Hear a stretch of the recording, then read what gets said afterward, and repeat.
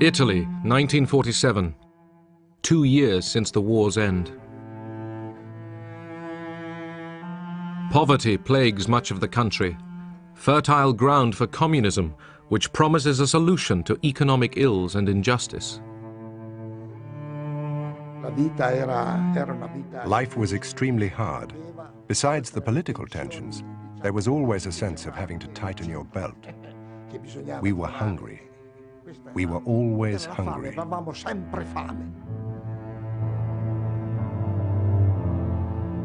As membership of the Communist Party reaches 2 million, America fears that Italy and Western Europe could fall to communism. The seeds of totalitarian regimes are nurtured by misery and war. They spread and grow in the evil soil of poverty and strife. They reach their full growth when the hope of a people for a better life has died. We must keep that hope alive.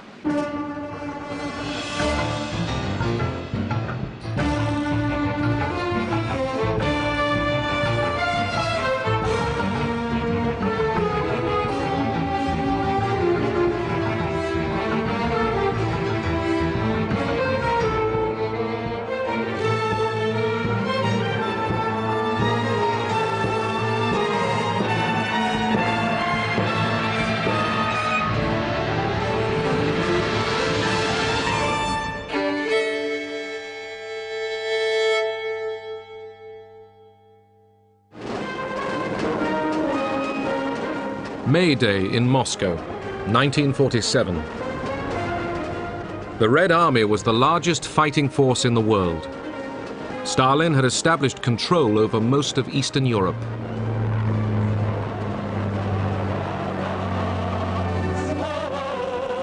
The Soviet Union offered an alternative model for society: public ownership and a centrally planned economy, in contrast to the Western belief in a mixed economy and free trade. There was great alarm at the deteriorating political and economic situation and fear that the domestic communists in Western Europe would become so active and so disruptive that it would lead to economic collapse, which was probably going to happen anyway unless something was done. And this would give an opportunity to the Soviets to extend their influence in Western Europe. In February 1947, a financial crisis forced the British government to tell Washington they were ending aid to Greece and Turkey. The administration feared the Eastern Mediterranean might fall to communism. Truman used this opportunity to take the offensive.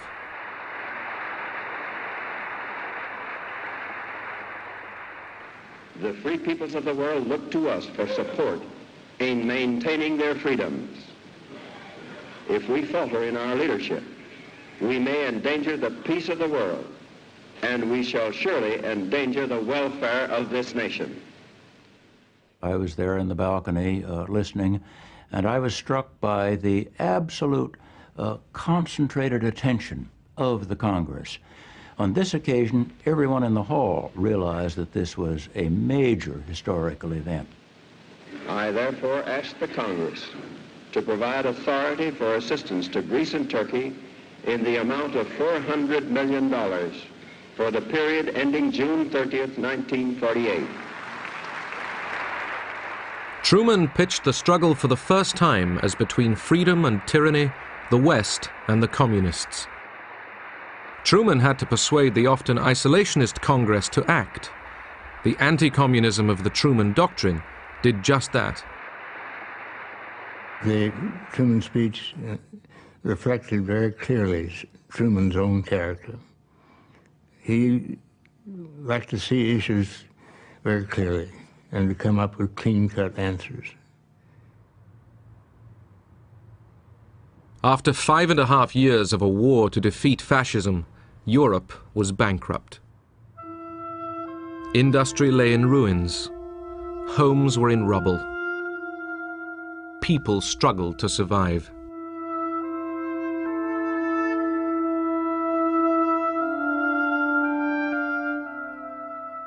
The Communist Party, which had fought fascism, attracted new recruits. The appeal of communism to young people and to students was that of a hope that it was possible to create a classless society. Many people believed that communism was going to create a better world, better than the one that existed before the war. This was the only party that you could join if you wanted to change the world. The man called on by Truman to face the communist threat was the newly appointed Secretary of State, General Marshall, the wartime military leader. He would plan the United States response. Marshall was an extraordinary man. I've never known anyone like him. He, in many respects, was a very austere, unapproachable man. He never allowed anyone to call him George Marshall, including the president. When the president asked him if he should, he said, no, General Marshall will do. He exuded leadership and character. In March, Marshall met Soviet Foreign Minister Molotov at a meeting in Moscow. Britain and France were there too. The Big Four tried to agree on the future of Germany. Despite warm Russian hospitality, weeks of meetings got nowhere. Marshall made one last effort. He had an interview with Stalin in the Kremlin, and that interview convinced Marshall that what the Soviets were doing were stalling for time in order for the situation in Western and Central Europe to become more and more adverse, so that popular unrest would become greater and greater, the communists would grow in strength, and that maybe communist regimes would come to power in Western Europe without the Red Army having to invade.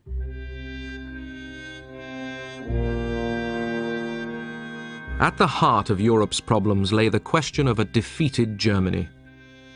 Stalin wanted to keep Germany on its knees, concerned that otherwise it would rise up one day and threaten the Soviet Union again. The Americans believed that Germany must get back on its feet before there could be a full European recovery.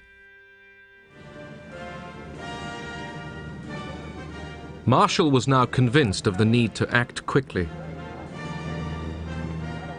On his return from Moscow, he instructed the State Department to begin preparing ideas for a European rescue plan. Billions of dollars would be needed. Would Congress approve this enormous cost?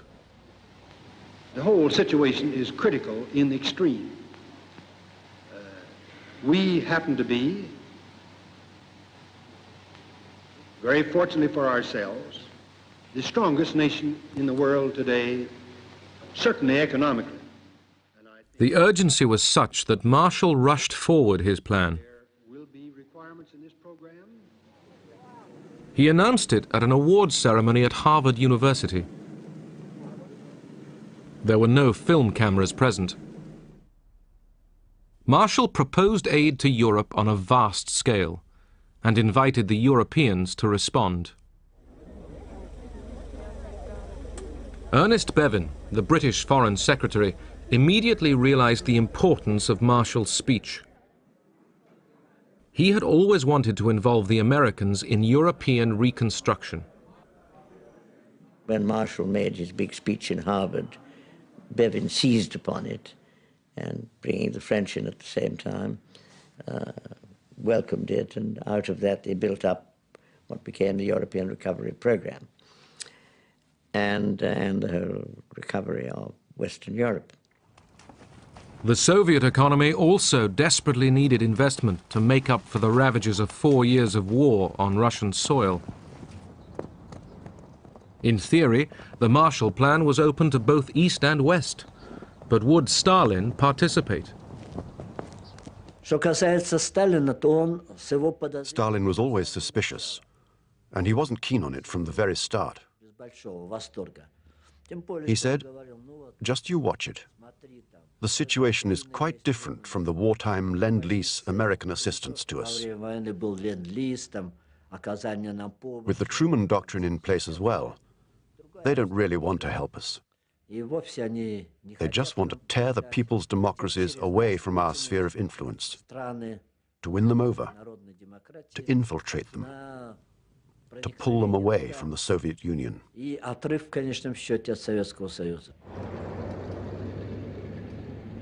In Paris, a foreign ministers' conference opened to frame the European response to the Marshall Plan. Despite Stalin's caution, Molotov and a large Soviet delegation turned up at the conference table. Molotov listened to all the reports and proposals, although he felt it was clearly not that straightforward, that the aid would be tied up with certain conditions. Throughout the Cold War, spies were used by both sides. At this critical point, spies in London were passing their Soviet controllers document after document. Dozens. I mean, all the diplomatic going in and out from the Foreign Office, we had access to everything. After 6 days of meetings in Paris, Soviet intelligence gave Stalin new information about the Marshall Plan. Our intelligence service knew everything. We've read all the documents which were produced by United States, by the government of the United States, which was sent to almost all European countries, including the government of the Soviet Union, but and other documents which were not sent to the Soviet Union. This information confirmed that America didn't really want us to participate in it. They just made this demonstrative gesture in order not to scare away those already dealing with them. Stalin abruptly told Molotov to pull out of the negotiations. As Molotov left the Paris meeting, he accused the West of dividing Europe into two hostile camps.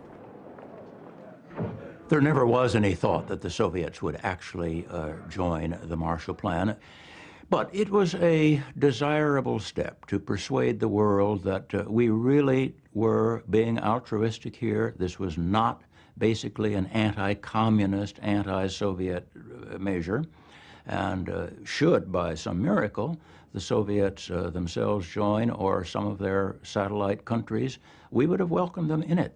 But we didn't think that was a realistic possibility. In Prague, the Czechoslovaks discussed whether to join the Marshall Plan. In the democratically elected government, a third of the ministers were communists. The reactions were absolutely positive. Even the communist ministers in the government, in the Czechoslovak government, agreed with our participation in Paris. That means to attend the conference to prepare the Marshall Plan. The decision of the Czechoslovak government was absolutely unanimous. Stalin summoned the Czech Prime Minister, Klement Gottwald, to Moscow. With him came the Foreign Minister, Jan Masaryk.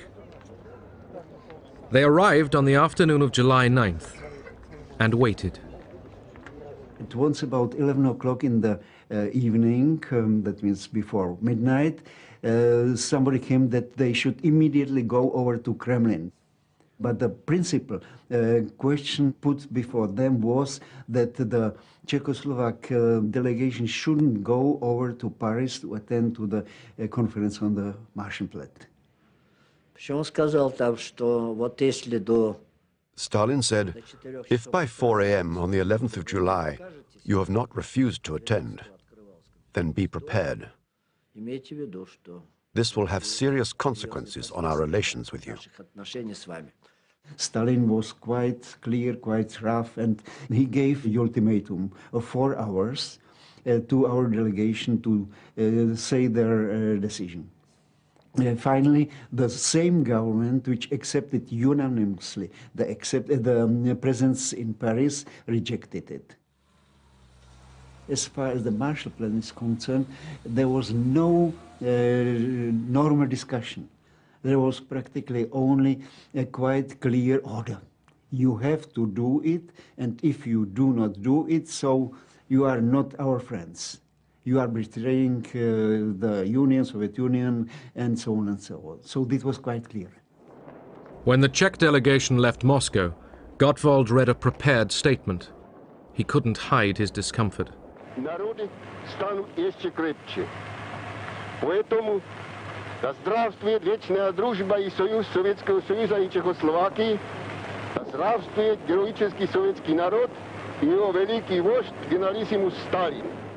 Jan Masaryk was shattered by the experience. When he came out from the plane, he said quite clearly, I was going to Moscow as a minister of a free state, and I am returning as Stalin's slave. In September 1947, 16 European nations signed up for the Marshall Plan and requested $20 billion of aid. The Western alliance began to take shape. The battle lines of the Cold War were being drawn. The primary purpose was compassionate, goodwill, the notion that our former allies needed to have the help of the United States. План Маршалла Советским Союзом расценивался. The policy of the Marshall Plan was seen in the Soviet Union as the Americans wanting to impose their influence over the countries to which they gave Marshall aid. The Soviet Union could not accept that, believing it to be an aggressive act on behalf of the Americans. That is why the Marshall Plan was never accepted in our country. That September 1947, Stalin revived the pre-war Communist International as the Cominform. Through it, Stalin planned to control the countries of the Eastern Bloc. He also instructed communist parties in the West to take the initiative in seizing power. In American propaganda, the Cominform was represented as a sinister, shadowy conspiracy of evil. But its economic associate, Comecon, offered Russian aid to Eastern Bloc countries, sending grain to Czechoslovakia after a bad harvest.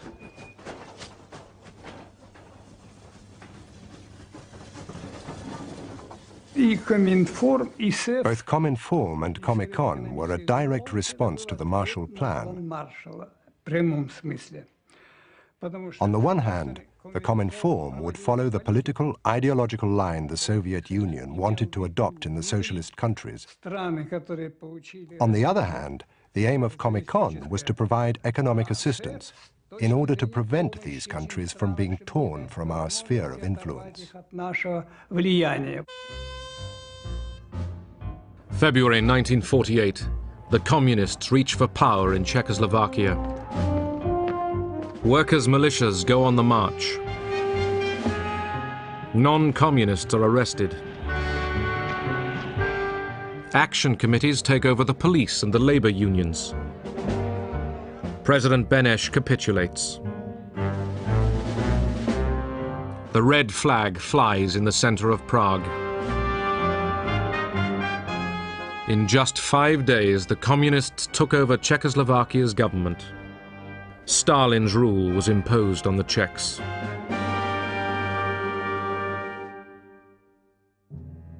Two weeks later, Jan Masaryk fell to his death from the window of his apartment in Prague.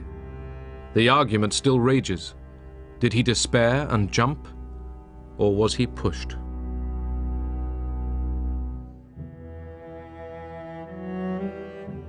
Masaryk was the son of Thomas Masaryk, the founder of the Czech state. His funeral symbolized the end of a free Czechoslovakia. After the death of the minister, and there were really tens of thousands of people who were coming to say farewell to the minister, the last farewell.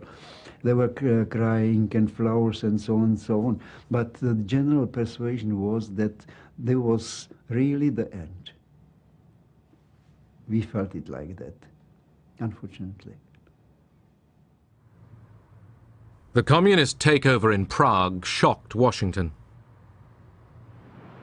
There, the case for martial aid was still being argued before a partly isolationist Congress.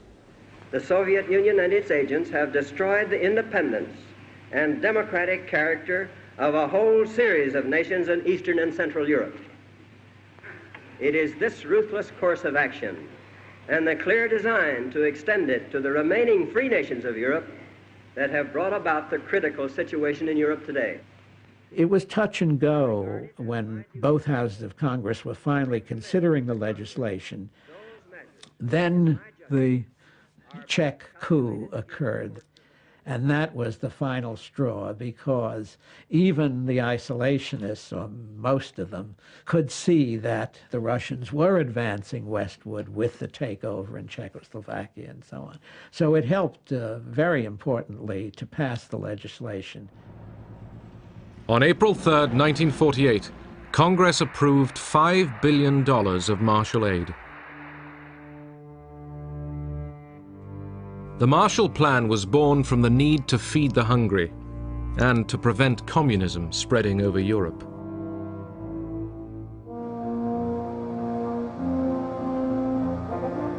"20% of the aid were loans, 80% grants.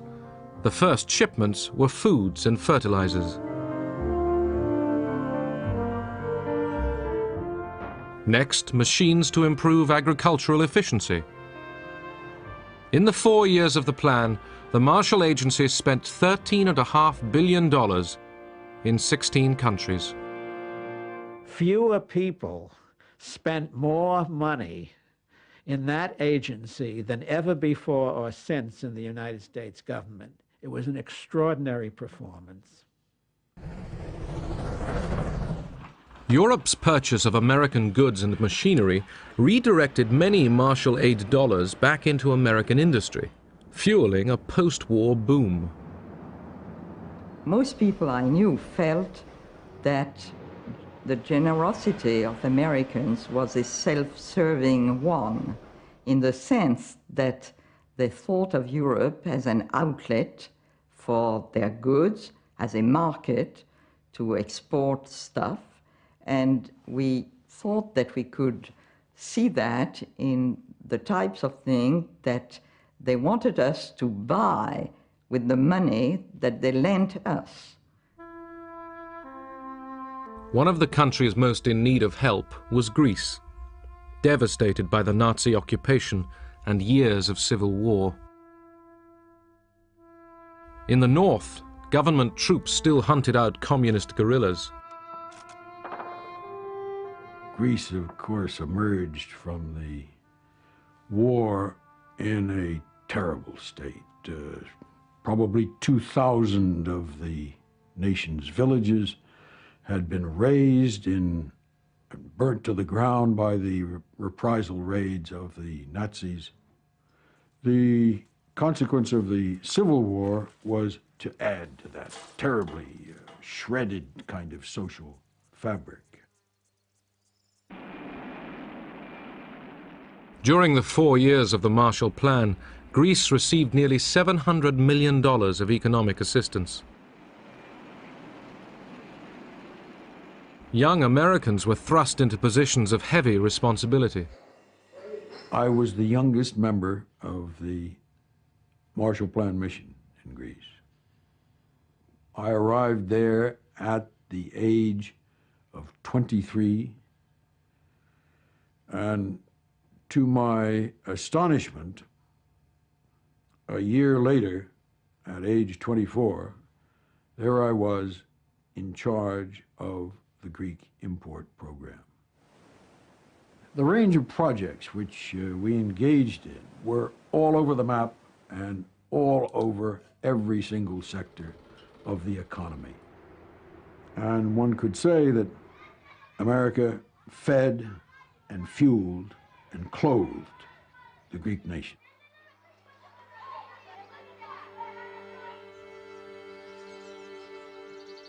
In the hill villages of northern Greece emerging from civil war, the Marshall planners came up with a scheme to meet a local need.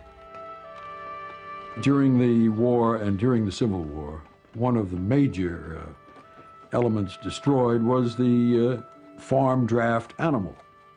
One of the decisions was to import that which we were accustomed to, which was the Missouri mule.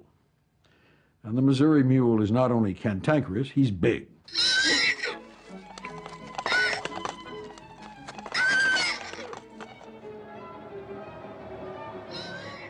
American mules arrived in Greece after a long sea voyage.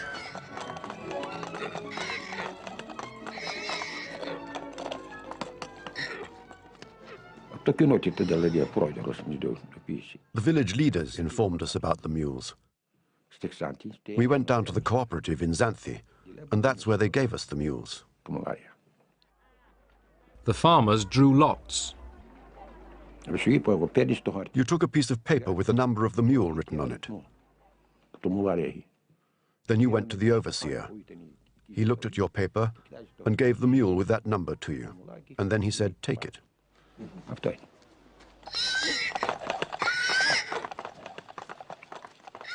The only problem was that the American mules were very much larger than the animals local farmers were used to. The mules were very good. They were a bit wild, but slowly we got them under control. They were fat and big, and we began to use the mules to plow.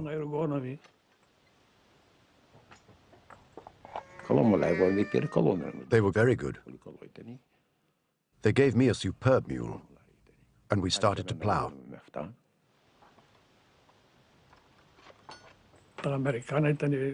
The American mules were best. They were from the stable, well-fed and fat. You could put 200 kilos on them, and they could take it. Our own mules were small. We were very thankful. How could we not be thankful, since we had nothing? Long live America. Industrial Europe faced other problems. France, 1947. Workers at the Renault factory near Paris went on strike. When communist ministers backed them, they were expelled from the government. Several months of disruption followed.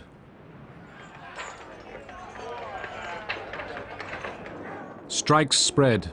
In the fall, 3 million workers took to the streets. We had a lot of sympathy for the strikers because we felt that they were poorly paid, and we felt that the government wouldn't do anything for them unless they put pressure on the government. Ministers feared civil war. The United States made it clear to Paris that there would be no Marshall aid to French industry until the government had the communist threat under control. Acts of sabotage culminated in the derailing of an express train, causing 20 deaths. The strikers lost popular support. The disruption ended. The French Fourth Republic would now receive Marshall aid, $2.7 billion of it. Yugoslavia had gone communist at the end of the war, without help from Moscow. The Yugoslav leader, Tito, became an ally of Stalin. But it was an uneasy alliance. Tito, in Stalin's view, was acquiring more and more an independent position in various ways, including international affairs.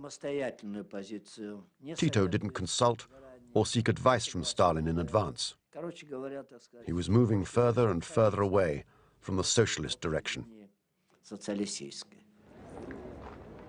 The split came in 1948 when Stalin expelled Tito from the Cominform. Following the rift, Tito turned to the West. After a series of disastrous harvests, Tito requested American economic assistance. In 1950, he signed an agreement with the United States government. Yugoslavia emerged from behind the Iron Curtain. American agents distributed more than $150 million worth of aid. This was not totally an altruistic effort. The United States had enormous self-interest in the success of the Marshall Plan. Otherwise, it wouldn't have been undertaken. America had a vital stake in the recovery of Western Europe. If the United States had allowed Europe to collapse, it would have cost us much more than what we spent on the Marshall Plan. We were doing well by doing good. But as well as doing good, Washington was preparing other tactics. In Italy, by 1948, the Communist Party, led by Togliatti, dominated the left-wing Popular Front. The Christian Democrats, led by De Gasperi, ran the government. In April, the first general election since the war raised expectations of a communist victory through the ballot box. Io mi aspettavo che il Fronte Popolare, I expected the Popular Front, the union of all the parties of the left, to win the election. This union of the left had to get together to counterbalance the Christian Democrats and the forces of the right. Some Italians feared a communist victory. That election could have been a touch-and-go election between Italy saying on one side of the world or the other side of the world. First of all, I think it would have been a tragedy for Italy, but I think it would have been a tragedy for Europe, I think it would have been a tragedy for the Mediterranean, and it would have been a setback for America. In the United States, a campaign was orchestrated to persuade Italian Americans to write to relatives urging them not to vote communist. 10 million letters were sent. Dear cousin Maria, have you thought what a communist victory would mean for Italy? It would be terrible. Italy would be ruled direct from the Kremlin. Look what happened in Czechoslovakia. You must realize how serious the situation is. You should see what the papers are saying. Please, here. Listen to us. I urge you not to vote communist in the elections. Your cousin, Luigi. Fu un'iniziativa molto intelligente perché arrivava direttamente alle famiglie. It was a very intelligent initiative because it got through to the families directly. Mezzo secolo di emigrazione. After half a century of emigration, there were hundreds of thousands of Italian families in America. In America e quindi ricevere. So, to receive a letter of encouragement from them, a letter stating that they shouldn't vote for the Communist Party, well, that was very influential. Letter writing was not enough. The newly created CIA decided to take the offensive. What the CIA needed was authority to develop a program of covert action. General Marshall knew that the situation in Italy was critical. The largest communist party in the world outside of the Soviet Empire. Not having an organization and knowing that the State Department could not achieve the things that he knew had to be done, he personally said, we must explore the means of getting authority to carry out a covert action program that would challenge this tremendous communist threat. This led to a debate within the young CIA. Did it have the legal authority to carry out covert operations? CIA lawyers studied the wording of the new National Security Act. If The President of the National Security Council, the head of the National Security Council, is the President of the United States. And if he specifically directs the CIA under Hillenkotter to carry out operations to help Democratic parties, and if the Congress that was put in, if the Congress gives the money to support such a thing, then the authority is there. And that was the green light. The CIA then intervened. It began covert operations in support of anti-communists and of the Christian Democrat Party. I was in that branch of the CIA at the time that had to rush into the breach without training in covert action. And we had bags of money that we delivered to selected politicians to defray their political expenses, their campaign expenses, for posters, for pamphlets. Io direttamente non sono a conoscenza di questo. Personally, I'm not aware of that. It was spoken of, but I don't know anything about it, because I was never directly involved in party affairs. The Church, too, mounted a powerful campaign against the communists. Pope Pius XII was very concerned about the Communist Party. Not so much about their politics. He was concerned about their doctrine. And as Pope, Pius XII had to be concerned about what was happening in Italy at the time. A network of election committees was created. They worked in close parallel to the organization of the Catholic Church. I can say that all the parties envied our electoral structure, and especially the creation of election posters.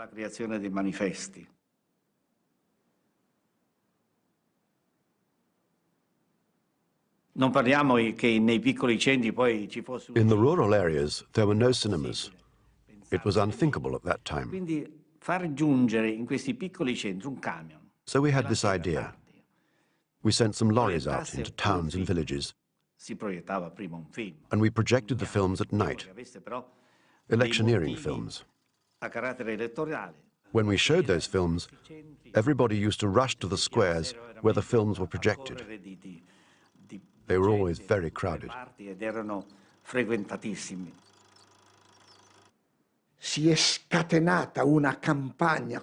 They unleashed this tremendous campaign against the left, against the communists, against the socialists, and they told the most terrible lies about them. Things out of this world. The Church had a great influence over the people because 90% of them were Catholics and members of the Church. At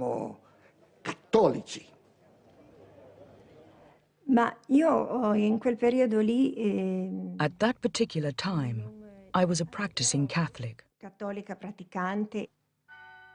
I was extremely rigorous about attending Mass. I never missed it. One Sunday I went to Mass, and the priest was preaching from the pulpit. And he said one sentence which struck me very deeply at the time. I still remember it. He said that the war against the communists was a holy war.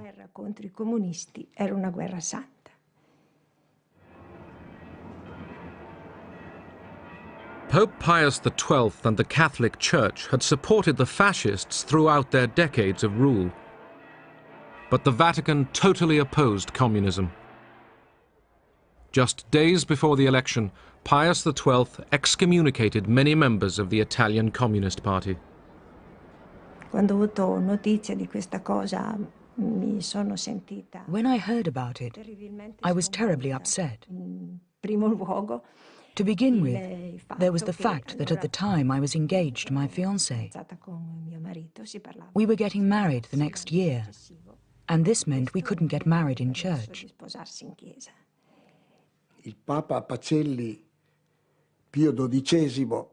Pope Pius XII excommunicated us. communists and the friends of communists. Gli amici dei comunisti. Not being able to marry in church meant I couldn't wear a white dress and have all the flowers, have the music playing. My uncle, who had been like a father to me when I was a child, couldn't even take me to the altar. Not to mention that as a Catholic, I very much believed that my marriage had to be blessed by the priest, who represented Christ on earth. And this was what I believed in. You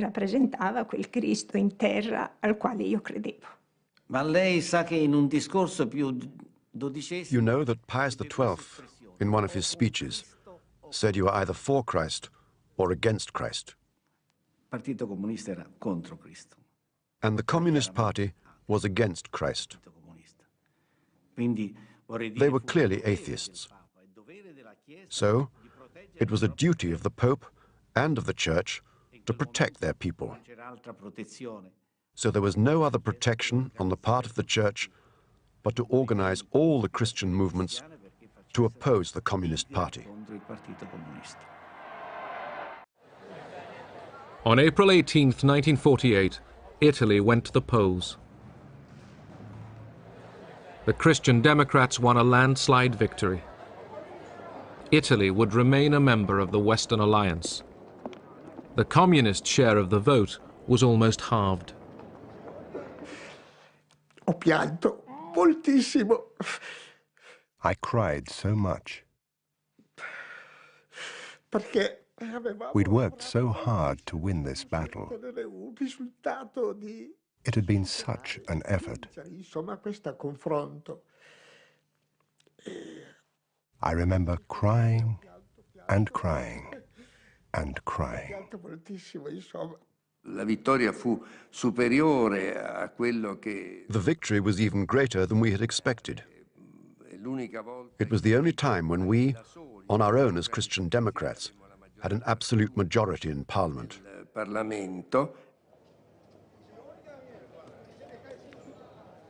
The CIA, too, drew its conclusions from the election victory. Well, it was very gratifying. We didn't know at that time that we had carried out the first political action, covert political action program in the history of American intelligence that would be followed by many, many, many more. Now that Italy had elected to stay in the Western Bloc, the United States released a flood of Marshall aid. In Turin, the Fiat Motor Company received giant new assembly line machines from Detroit and Pittsburgh. Fiat was re-equipped with some of the most sophisticated machinery in Europe.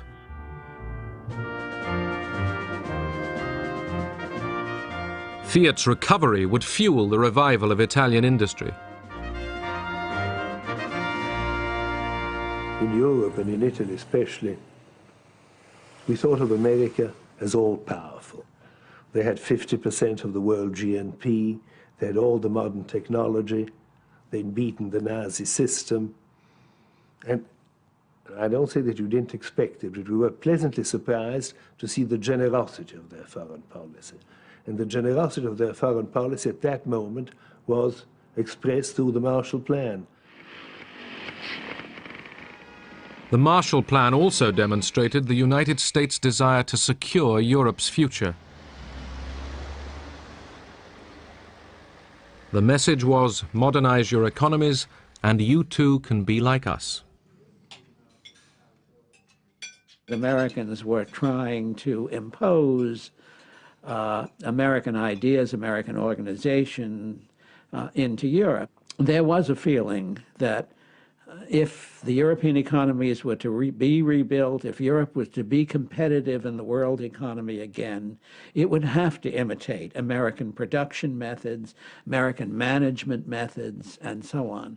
And many European businessmen were eager to do this. In those years, I mean, the immediate post-war years, the whole of Europe was in a recession.